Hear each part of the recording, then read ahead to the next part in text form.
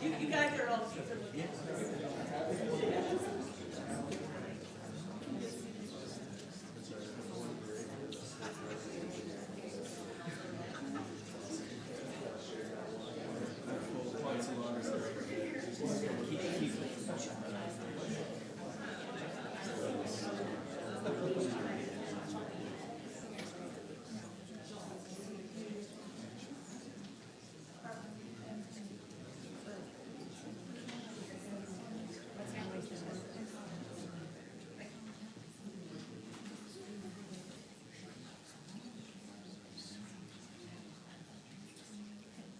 Please stand if you are able.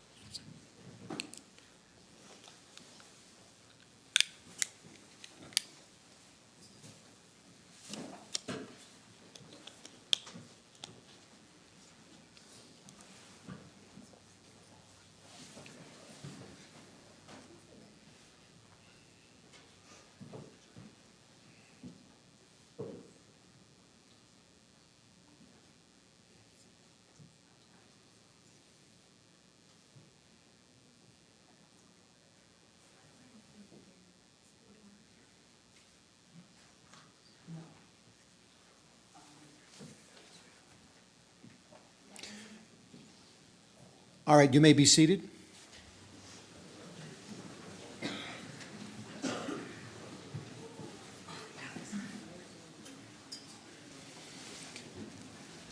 If there's an empty seat next to you, raise your hand. Somebody may want to sit down. All right, what's room over there? All right, back. Okay. Raise your hand if you have an empty seat next to you. I get this one. Okay. All right. All right.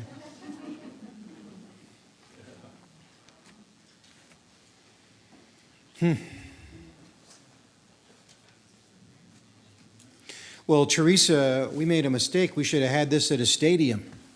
Wow, look at all of you here. Look at all of you here.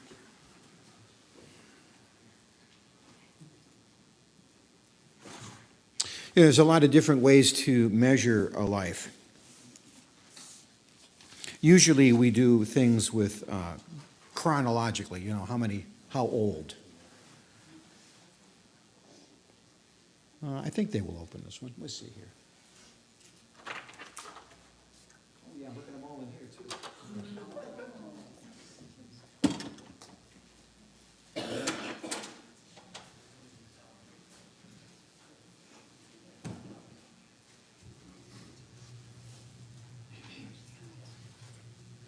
So usually we measure it in terms of years, right? Months, days, years. Is that really an accurate way to measure the quality of a life? Moments, stories, impact are better ways to measure the quality of a life. And that's why you're here, right? That's why you are here, because this is what we know. Nobody likes funerals. They drive by a place like this and go, ooh. When you walk in, we see you stand before you come in and you adjust your clothing and you go, okay, here goes. And you come and you ask where the restrooms are right away because you're nervous. And you ask for one of these, you know what's going on because you're nervous, because you don't like funerals.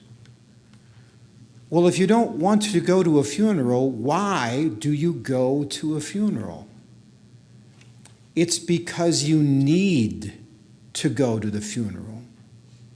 It's because you realize that at this time, it's not about, your stuff anymore. It's not about your presence, your prestige. It's about your relationships. And when somebody has impacted your life in such a way, you look at each other and you say, you know what? We need to go. And you adjust your schedules and you make sure that you are here. So you come to this place of discomfort and you give something that there really is no price tag on. You can't go out and buy what you're doing. The gift of your presence is so helpful and important to the family. You just being here, I just want you to appreciate the gift you have given today. Now, interestingly, Solomon tells us in the book of Ecclesiastes that it is better to go to a funeral than it is to go to a party or even a ball game, right? Better to go to a house of sorrow than to a house of celebration. And why? Because there is more to be learned. And you're going to learn some things from this life that will be very helpful to you as you live your own life. The wisdom you're about to hear can be life-changing and priceless. So we are about to have a priceless gift exchange. Now, I'm in front wearing a suit and tie, and I have a microphone. Well, this guy must be important. No, not at all. Nothing special going on here. Not a priest, not a minister, not a rabbi, nothing. I'm just a person. And funerals make me nervous too. But it is my honor to be here. My name is Jeff. And before we formally start, I always ask for a little bit of help. Would you join me in prayer?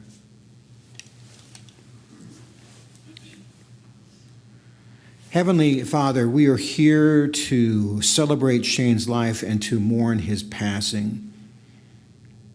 And we really can't seem to separate the two. Such a wonderful life. So sad to have it end. Life is a mixture of beauty and pain, and they cannot be separated. Love has a price, and we're paying it. It's certainly worth the price, but it still is costly. So in this time of sorrow and loss, Lord, I pray that you would be here with us. You have said that where 2 or 3 are gathered in your name, that you are here as well. So we would invite you to this time. May the indwelling of your Holy Spirit fall upon those who call upon it. May you give us the discerning ear to hear what you would have us hear. May you be in this place. May the words of my mouth and the words of our hearts and thoughts, may they all be acceptable in your sight. You are our rock. You are our Redeemer. In the name of your Son, our Savior, Jesus Christ, I ask all these things. Amen.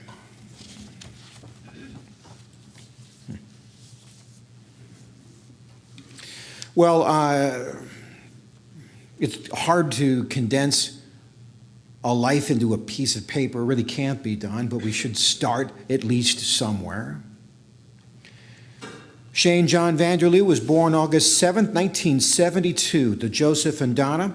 He went to Lincoln High School, graduated in 1991, then went to paramedic school at the University of South Dakota, graduated in 1994, appointed his license, medic number 38. Who knows him from the medical world? He married the love of his life, Tanya, May 5th, 1995 in Sioux Falls, blessed with 2 beautiful children, Danara and Dalton.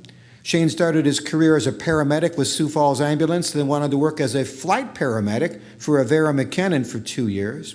He served there at the Sioux Valley Hospital as well. And then later on, he worked as a service manager for Sioux Falls Ford and Sioux Falls Audi. Anybody know him from that world?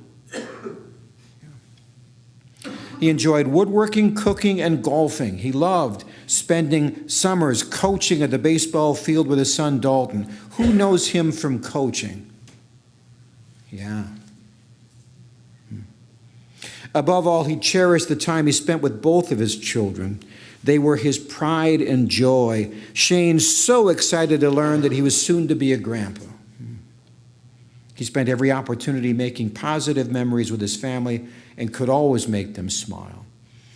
Grateful for sharing his life, his loving wife of 30 years, Tanya, children, Danara and Sage and Dalton, and mother Donna and siblings Debbie and Jeff and Patty of Syracuse, one grandson on the way, 13 nephews, 2 nieces, parents-in-law, Dan and Gail, sisters-in-law, Angie, Sonia, and brother-in-law, Dan Jr., and his wife, Joni.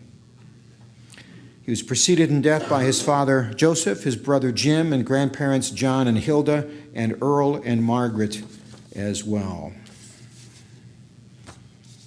And so we are still here.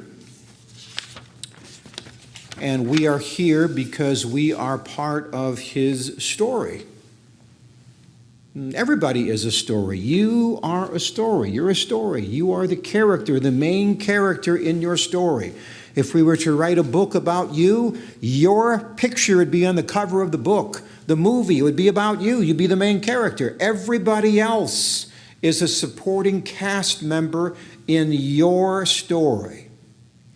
And the only reason you could be here is that you're part of Shane's story. That's why you're here.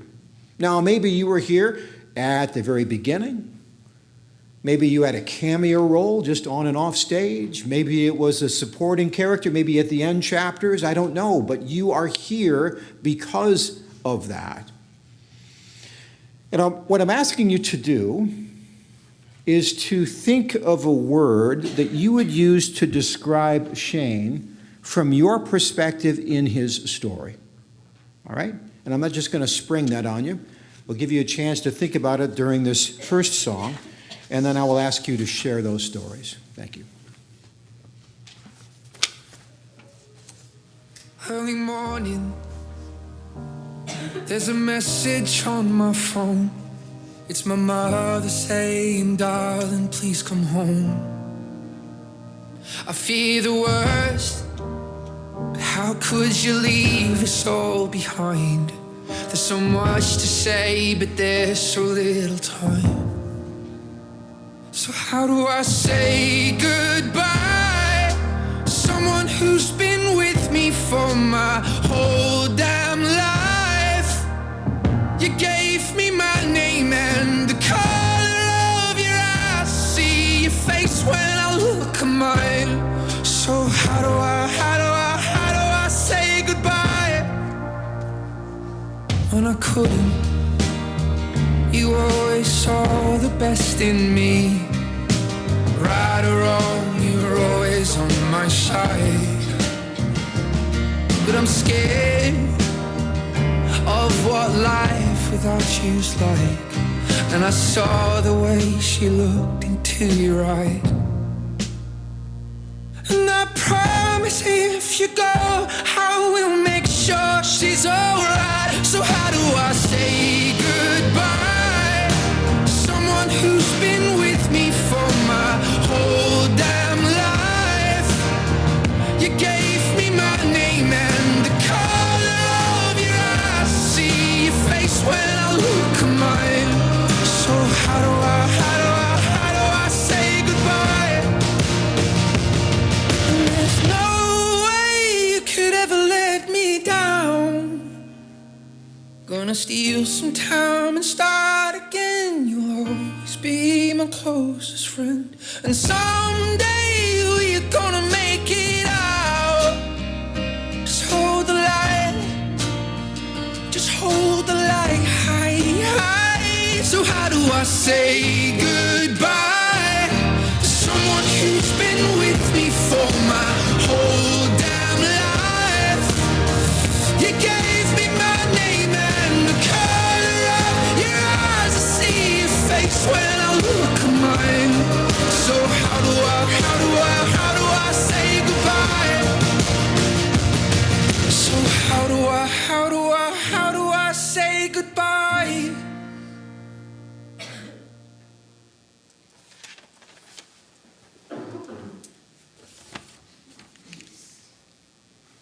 All right. Who has a word for Shane?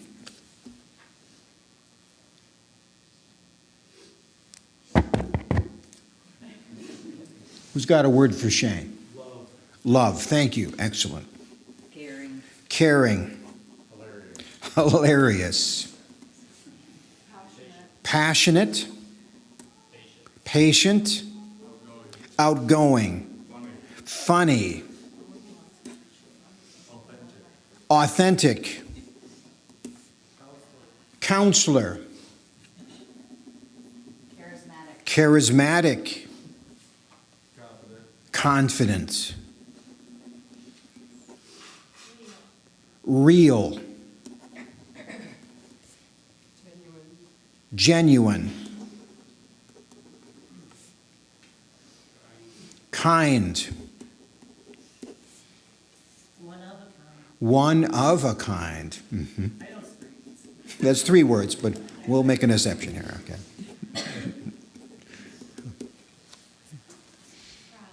Proud. Handsome.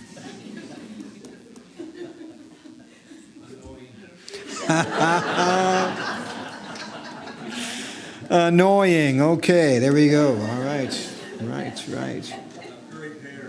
Great hair.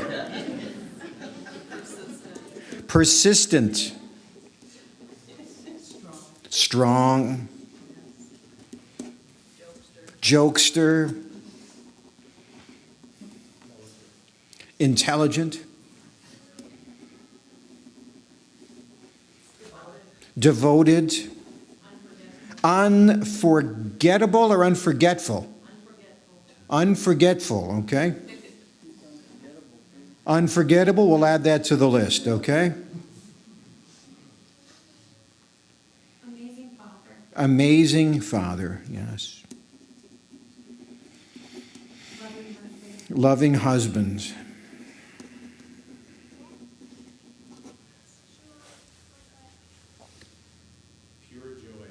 Pure joy.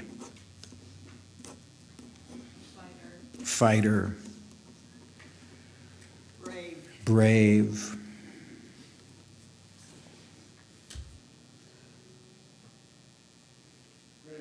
Grateful.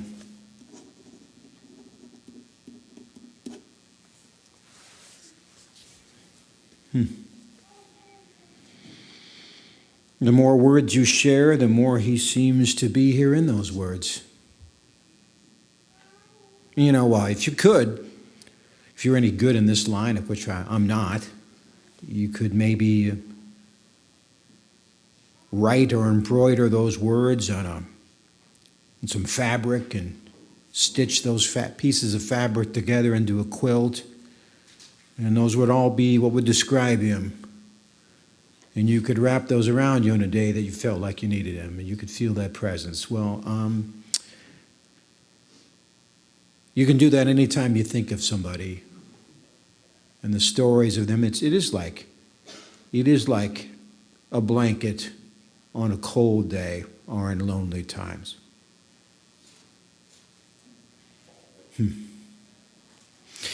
At this time, Nate and Dalton would like to share some words.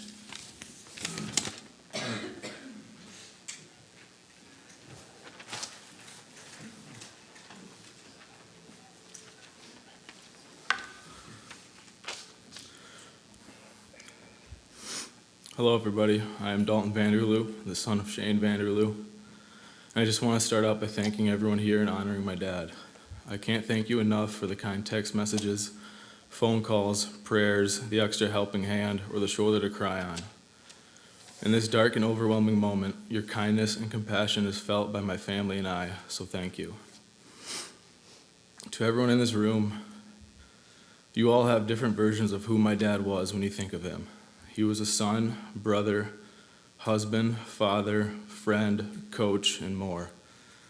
When I think of my dad, I think of how funny, strong, wise, and optimistic he was. He was a guy that always found the good in everything, even when things got tough. Whether it was something serious or something lighthearted, he always brought a joyous energy to everything and everyone.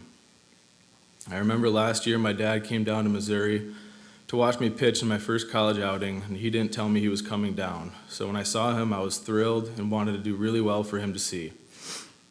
Lo and behold, I go out there and the first guy hits a home run. And then I proceeded to hit the next two guys with fastballs in the ribs and walked off the field with an infinite ERA. After the game, I go to talk to my dad, and I was obviously all bummed out and upset that I didn't do well, and I said, I don't know if the coach will ever let me pitch again. Maybe hoping for some positive words, but nope. My dad, with the biggest smile on his face, goes, if I was him, I wouldn't. He loved making situations easier to deal with by using his sense of humor. But with most of my favorite memories with my dad comes a learned lesson. While we were still talking in between games, he told me, a smooth sea never made for a good sailor. That is one of my many memories I will forever cherish with my dad. For many of you, you knew that my dad and I were very close. Our relationship grew more and more with each passing day. There wasn't a day I wouldn't text or call my dad. A good day, bad day. He knew everything that was going on in my life. I am extremely grateful for the years I got to spend with my dad. He taught me everything about what it takes to become a man, and I only wish to become half the man he was. I can confidently say that my dad was someone I look up to every day, and I can also confidently say that my dad was my hero. There's a Bible quote I read that I would like to share with you all. It's Matthew 5:4, and it reads, "Blessed are those who mourn, for they will be comforted." We are all blessed to be part of my dad's journey, and there are many here that have and will continue to reflect on the magnificent daylight of his life. I know he is in a better place and in better hands. I can't wait until I see you again, Dad. We're going to have a lot to catch up on. I love you, Dad.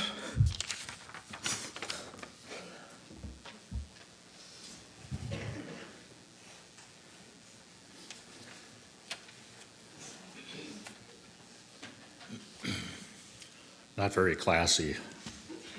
I get dry mouth when I'm nervous. So interestingly enough, Dalt, your dad was texting me during that game, and he sent me a meme. Because Shane and I talk every day. It was somebody hitching a ride outside a stadium, and he's like, "This is how Dalton's day went." He's no longer pitching for Northern. As Dalton said, he made light of everything. And like I said, he was my brother, and I talked to him every day. So, just like Shane, and as those of you who know me, I tend to fly by the seat of my pants, so I don't really have anything together. But I will say, well, this is one of the toughest days of my life. It's also the biggest honor that I've ever had. And, you know, love is a precious thing to find, and Shane and I loved each other. And we got made fun of a lot because of our heterosexual life partnership. But it's an absolute honor to talk today. So Shane and I didn't know each other at all. And I'm a kid from Minneapolis, kind of at a tough time in my life. Moved to Sioux Falls after my folks had been divorced, and walked into an EMT classroom, and it was over. I sat next to Shane, and we freaking hit it off. I mean, we've been brothers ever since.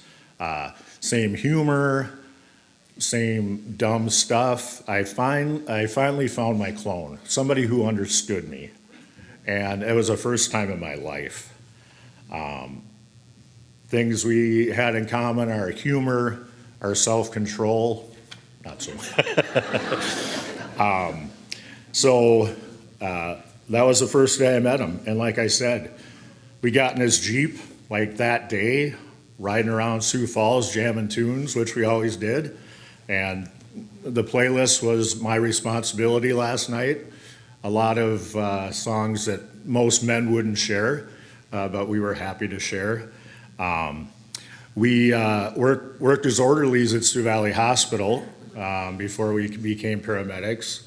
And that was always an adventure, taking the tug that we were supposed to be using to move the aircraft down the ramp, racing, all kinds of crazy stuff while the helicopter was gone.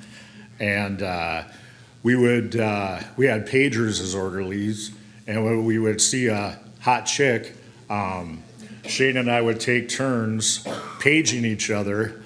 Dr. Manning, Dr. Vanderloo, you're needed in the OR right away. And of course, at that time, we're 20-year-old kids. Like, they looked at some 20-year-old kid, oh yeah, he's a trauma surgeon, obviously. And then we went to paramedic school together, and that was competition. Shane, I should have said that when Jeff was asking, competitive. And man, we used to battle. It was Andy, Lori's here, me and Shane. We were always like the top four, and we were always battling against each other. One day I remember I did better on a test than Shane, and we always rode together. And we're leaving McKinnon, and Shane wouldn't ride with me. So I see him walking, and I'm like, Shane, and he's like, no, I'm not. I'm like, Shane, get in the car. And that's just the way it was. And then we went to we were interns in Kansas City together, and we had just a one-bedroom apartment. And again, we were just meant to live together. And I actually got really sick down there, had pneumonia. We are in the worst part of Kansas City, and Shane walked right with me to the doctor, sat with me. I mean, that is who he was, right by me all the time. And then when we got done with that, we were paramedics at Sioux Falls Ambulance, and we're like, dude, we finally made it. We got Sioux Falls Ambulance t-shirts. I mean, that was our life goal. And we're like, yeah, dude, we got shirts. And we had no business. We were 22 years old running an ALS truck together. Absolutely no business doing that. We were just idiots. But again, when it got down to it, Shane's the best medic I ever worked with. And now I work in cardiology to this day. And competent and humble. He was an awesome paramedic. We were fools. We were morons, some people might say, but when it came down to it, we got stuff done, and we got it done correctly. And then, that first day EMT school, we both wanted to be flight medics. That's all we wanted. And I can remember the greatest flight story of my life. We got paged down to south of Vermilion on 29 for a wreck. And we launched first, and they said multiple fatalities, multiple injuries, and I got to launch Shane. And I'll tell you what, man, one of the greatest days of my life. He was on care flight, I was on Trauma 1, and I got to page Medic 38 that we're gonna need you here too. And so we land on the interstate, Shane lands behind us, we look at each other, we're like, dude, we made it, All right, we got to go take care of business. But that's how I, one of my greatest memories. And, but on a personal side, first of all, Nara, Dalt, Tanya, we talked, as you know, ad nauseum every day. And my wife still remembers, you talk to Shane more than you talk to me. I'm like, yeah, so, and man, did he love you guys. I mean, it just crazy love. And you know, everybody, I said hilarious, Shane, but you know what? What I found more about Shane as we grew, got older, his kindness, his generosity, his consideration, and he was caring. I mean, that guy loved hard. To the point where the last time I was in Sioux Falls, he crawled into bed with me, but with nothing but a robe on. And we know that Shane liked to be nude. And unfortunately, Tanya witnessed more than Shane and I in our birthday suits than anybody should. But he was. And, you know, kind of going off what Jeff said, when I finished my graduate degree, some of the authors that I absolutely loved, one was Don Miller. And Don Miller used to talk about story. And Jeff touched on that. And he used to say, what happens when the credits roll? And you know what? The credits have rolled on Shane. That guy told the most wonderful story that any human being could. What a story. Second of all, Bob Goff. Bob Goff said that you enter a relationship one way or the other. Was it transactional or transformational? Shane never entered a relationship as a transaction. It was transformational. Every single person he met. And another thing that Bob Goff said is when we stop recognizing ourselves and others as miraculous and as ordinary, the wine turns back into water. Shane never once looked at somebody as ordinary. Every person he touched was a miracle. He never judged anybody. He always embraced everyone. And finally,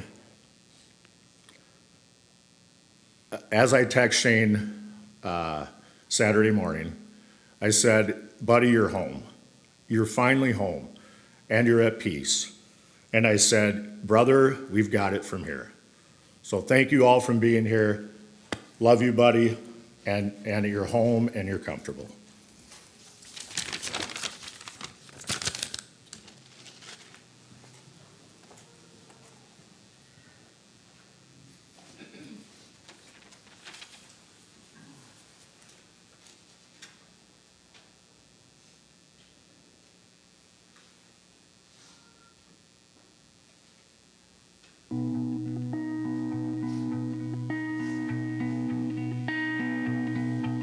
Tell me, what does it look like in heaven? Is it peaceful? Is it free like they say? Does the sun shine bright forever? Have your fears and your pain gone away? 'Cause here on earth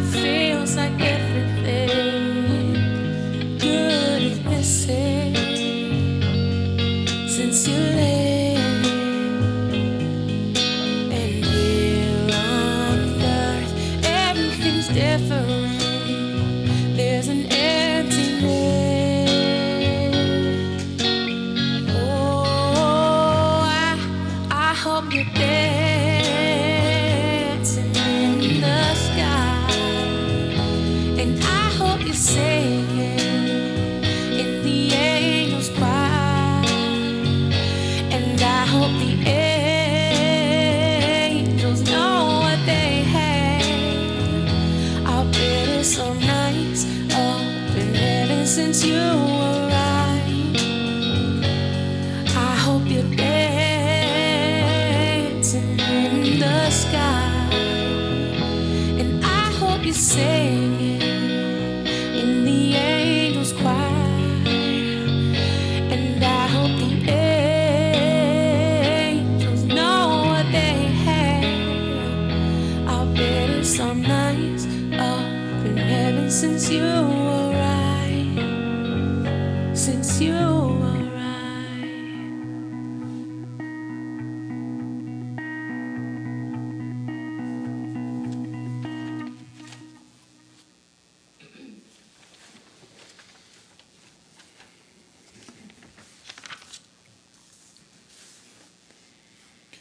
Well, they say statistically, 70% of people who go to a funeral don't necessarily know the person. They're there to support somebody else. And even if you know the person, maybe you don't know everything about the person. You find out some things you never heard before. So let me just see if I can bring up the speed on some things about Shane that are maybe unique to you. First off, not everybody understands or lives their passion. He was able to find his passion. He loved being a paramedic, loved everything about it. There are certain personality types that just, when they enter a room and there's a lot of chaos going on, everything just calms down and everybody says it's going to be okay, right? So if something bad happened to you and you're numb and you're panicked, you're worried, and he sails into your vision and Shane says, it's going to be all right, buddy. It was going to be all right. Your blood pressure jumped down a little bit. And everybody on the team says, yeah, and they would say, yes, and they all started working together and communicating. He had that ability to it was his presence that just made people go, yes, yes, yes. Now, he wasn't able to do it for a lot of his life, and you wouldn't think that he was a guy who was sick, because he didn't appear like a person who was sick. He did have an unusual body, and that unlike people who have big, thick arteries and it kind of trails down to the smaller capillaries at the end, all of his blood vessels were too small. So he just lived with that, which caused issues with a lot of his condition, and eventually he was not able to be physically what he wanted to do. And that ultimately is what started, claiming his heart and eventually his life. But this was not evident to a lot of people, because some people, you just don't even notice them physically because you notice them as a personality. He was larger than life. He was a buoyant person, and you just never really considered him necessarily as sick. It was his character of his personality. It was his humor that got him through life and helped him succeed at life. Now, everybody is different. There's things you like, things you love, things you hate, things you're good at, things you're bad at. Well, Shane liked the city of Renner. Renner, if there is anybody from the city of Renner, you got free labor from Shane. He showed up early and just kind of ran Renner, or at least this sort of targeted area, which was the ball field and the Monarch Steakhouse. He would sort of circle around that. That was his jam, riding lawnmower, patrolling the area. I mean, to the point, if there was practice at 2 o'clock, he would be there at 7 o'clock in the morning, patrolling around, kind of getting things ready, right? He hated sitting around. That was not what he liked to do. He did like watching sports. He was long-suffering. He chose to root for every single Minnesota sports team. Talk about sorrow. Anyway. He liked going to Omaha, watching the World Series of baseball. What a great trip to go and see the purest form of the sport. He loved serving others. So although he liked sports, he liked it best when he was serving in sports, coaching others. And he would coach anything. Softball, soccer, volleyball, all the kids, everything they were in, he'd coach them in. And when he couldn't actually physically coach, then he'd kind of coach on the side, which meant he would look up unusual trick plays on the internet and introduce those into practice. For the 8-year-old soccer team, hey, try this, right? He just liked to help in any way he could. He liked cooking.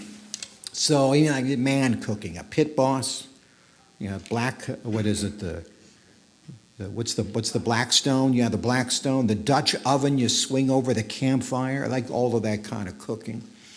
And he loved to serve other people his cooking, right? So it wasn't about him, it was about him feeding you. So, breakfast, holy cow, it's whatever you want. Biscuits and gravy, hash browns, corned beef hash, spicy, love spicy food. Not everybody likes spicy food. Nanny doesn't like spicy food, so he'd make spicy food for the family and then ship over a non-spicy ketchup version for Nanny, right? So he loved to serve other people. He hated serving the same meal twice. So he was a guy who would look on the internet and say, I wonder what kind of new recipes out there. And he would look up the ingredients and then go and prepare that. What do you think about this? And sure enough, it's pretty good. They'd try that. He was good at telling people he could fix anything. He was bad at fixing anything. He was good at taking things apart. He was bad at putting them back together again. So, for example, at the steakhouse, they had trouble with their commercial dishwasher. I can fix that, which meant he could take it apart.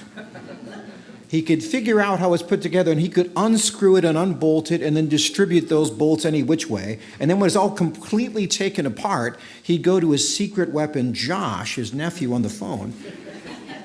Josh, come on over. I got a project for you. Okay, now Josh probably has to run to the scene because he knows if he stays any longer, it's just going to be more disassembled by the time he gets there. And Josh, through the powers of miraculous nephewhood, is actually able to fix these things just as Shane promised. Yeah, I can do that, which meant Shane said, yeah, I did it. And they gave Shane, in a reward for his service, a steak dinner at the Monarch Steakhouse, which he promptly ate, even though Josh did all the work. They had a project in the house. Shane would be happy to go in and look at your project. Oh, you need a new floor. He'd be happy at ripping up the floor. That patio door, don't like it. Happy at shoving it down. And then after it was all in disarray, happy to call up Josh. Hey, Josh, I got a project for you. So those of you who, I have some good news and some bad news. The bad news is that Shane is no longer able to do your project for you. The good news, you don't really need him. You got Josh, call him Speed Dog. He was a person who had the ability to connect with all kinds of people quickly, instantaneously, and deeply. So his father-in-law lived across the back fence. His father-in-law, Dan, was known as Clark, as in Clark Griswold. Shane was known as Lloyd, as in Dumb and Dumber. And they would taunt each other back and forth. And even people who just didn't know him deeply kind of knew him deeply. So that when he was in the hospital, the nurses and the staff, they just liked him. They wanted to work, they wanted their shift to be with him. When he went in for surgery, they would line up. They say, hey, you'll be fine. I'll see you on the other side. See you on the other side. Such was the impact. They just wanted to help him and encourage him. See you on the other side.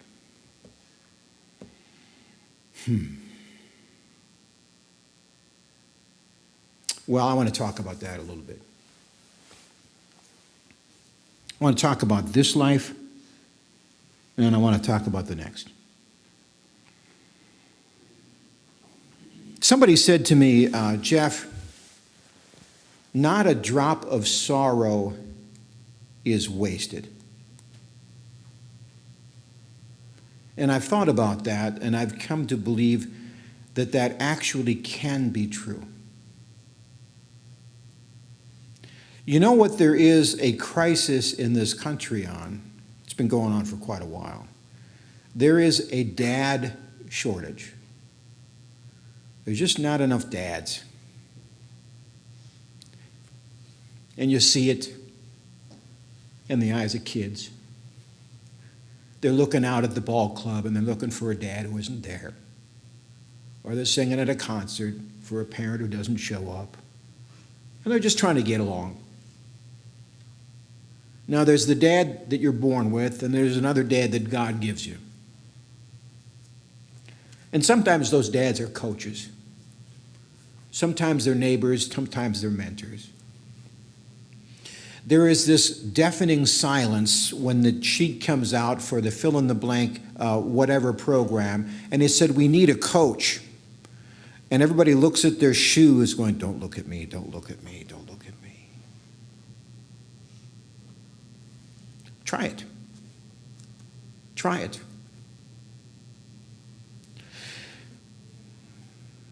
I'm sure Shane would have loved to have been a coach for 30 more years. Well, he can't be. But maybe if you hear what I'm saying and it plants a seed in your heart, maybe you could. And that suffering would be paid for through the gift of your service. I want you also to do this when you go home. I want you to circle 2 dates on your calendar. The biggest emotion I see at funerals is not sorrow, it is regret for a life not lived. This comes in the what could have been, what should have been. There are many things to say about this life, but regret is not one of them. He lived a full life. He lived a full life. Most of us, however, are too busy to even enjoy our life because we're too busy in it. It is Ash Wednesday. I saw somebody with ash and go, what, it's Ash Wednesday. Holy cow, what happened? And the year is progressing, and before you know it, it'll be Easter, and then it'll be 4th of July. Where's summer going? And then it'll be gone, and it'll be Christmas, and then it'll be over. 2025 will be gone, and you'll say, where'd the year go? And you won't have a single memory to hold you to that year because you were too busy. You rush out the door because you're busy. And you rush right by an unopened present that sits right at your doorstep. And that present is today. A gift that you are free to enjoy, but oftentimes are simply too busy and distracted to do it. And then you're pulled up short on a day like today, because today isn't like any other day. And that's a good thing.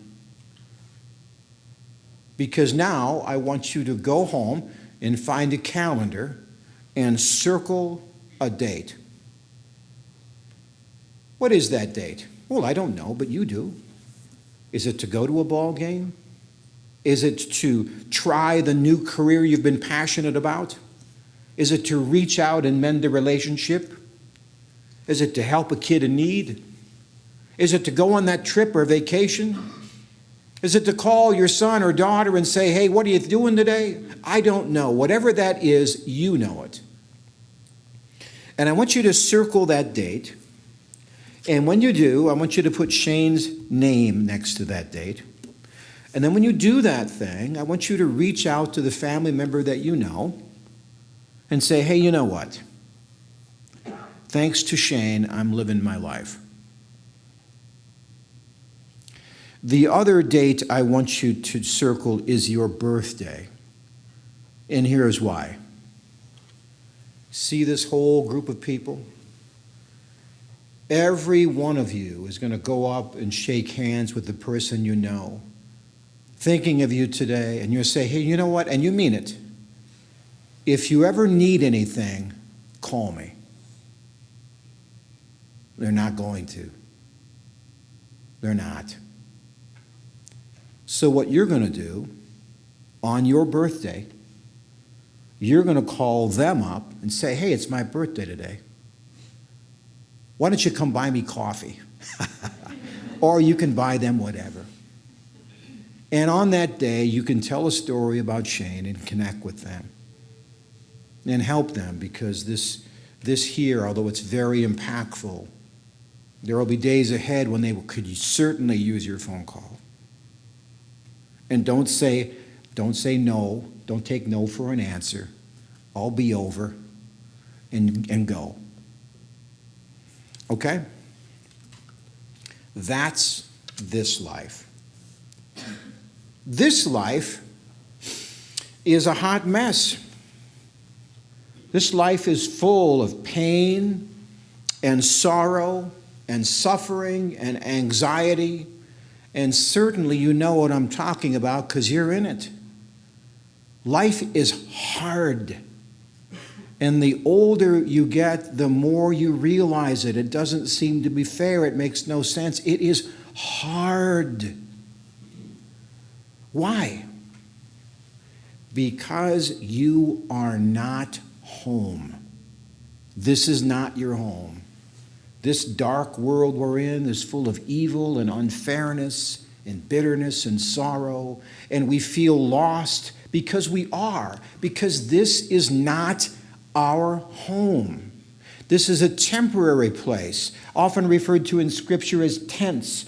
The grass withers and the flowers fade, it talks about. This is a short and full of trial and tribulation, full of evil and suffering. This is what you are in.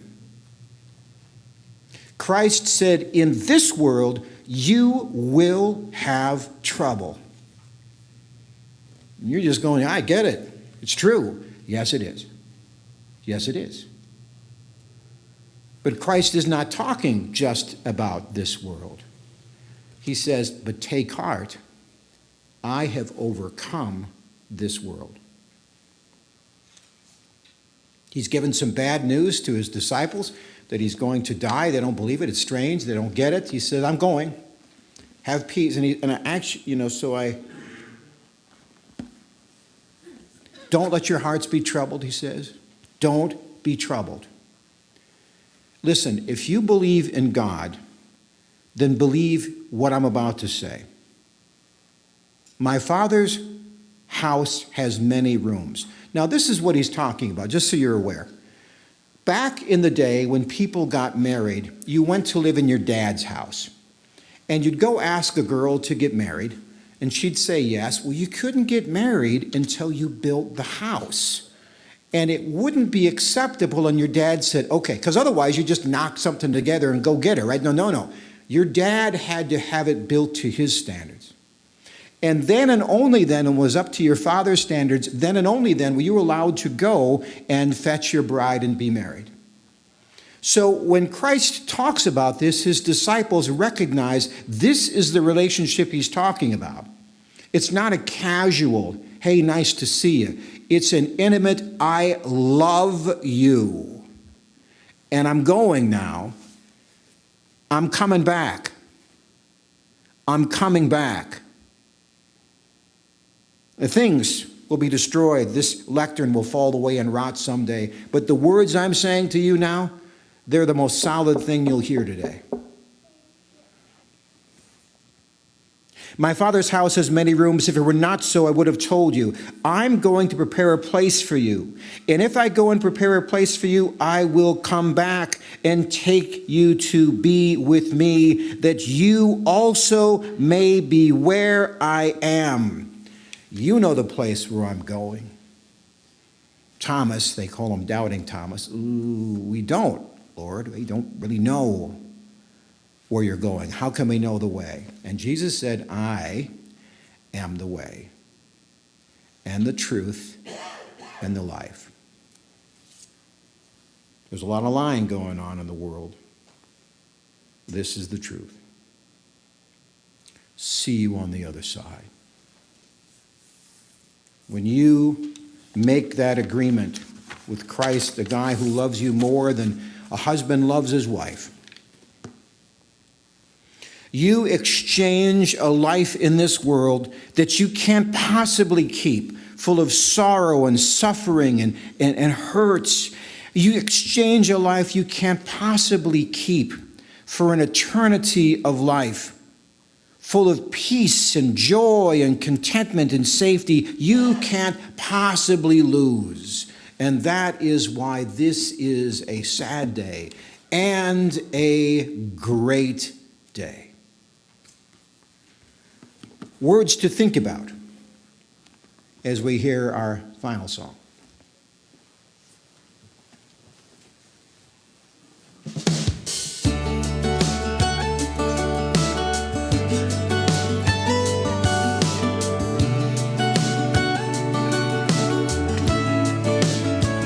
Daddy, I'm afraid. Won't you stay a little while? Keep me safe, 'cause there's monsters right outside. Daddy, please don't go. I don't wanna be alone, 'cause the second that you're gone, they're gonna know. Before he went to bed, he grabbed my hand and said, just 'cause I'm leaving, it don't mean it. I won't be right by your side. When you need me, you can't see me in the middle of the night. Just close your eyes and say a prayer. It's okay, I know you're scared when I'm not here, but I'll always be right there. Even though I'm leaving, I ain't going nowhere. Dad will be late, and Uncle Sam don't like to wait. He's got a big old plane that's gonna take me far away. I know I act tough, but there's a churning in my gut, 'cause I just can't call you up when things get rough. Before I left, he hugged my neck and said, just 'cause you're leaving, it don't mean it. I won't be right by your side. When you need me, you can't see me in the middle of the night. Just close your eyes and say a prayer. It's okay, I know you're scared, I might be here, but I'll always be right there. Even though you're leaving, I ain't going nowhere.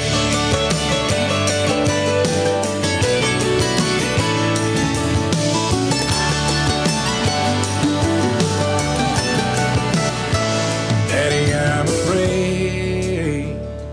Won't you stay a little while? I never thought I'd see the day I had to say goodbye. Daddy, please don't go. I can't do this on my own. There's no way that I can walk this road alone. Daddy grabbed my hand and said, just 'cause I'm leaving, it don't mean it. I won't be right by your side. When you need me and you can't see me in the middle of the night. Just close your eyes and say a prayer. It's okay, boy, I ain't scared. I won't be here, but I'll always be right there. Even though I'm leaving, I ain't going nowhere.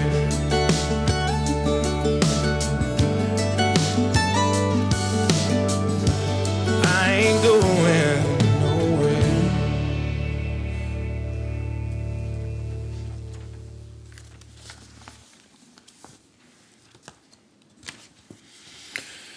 Okay. Just a few more things. Bookkeeping. I was up speaking at Dakota State this morning, and a student buttonholed me afterwards. He said, we're coming up on spring break. I'm a little bit confused. Do you recommend a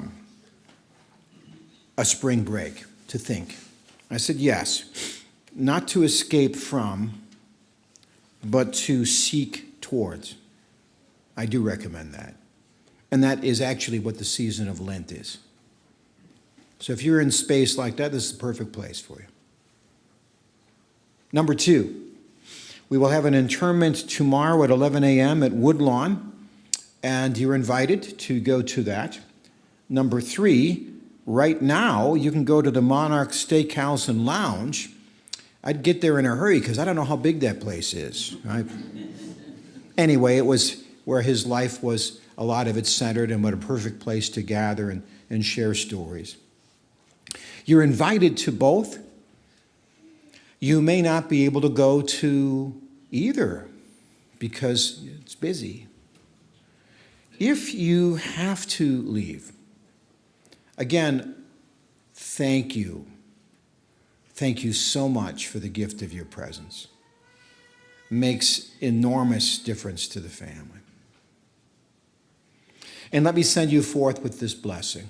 As you leave this place, may the living Lord go with you, beside you to befriend you, above you to watch over you, beneath you to lift you from your sorrows, within you to give you the gifts of faith, hope, and love, and always before you to show you the way.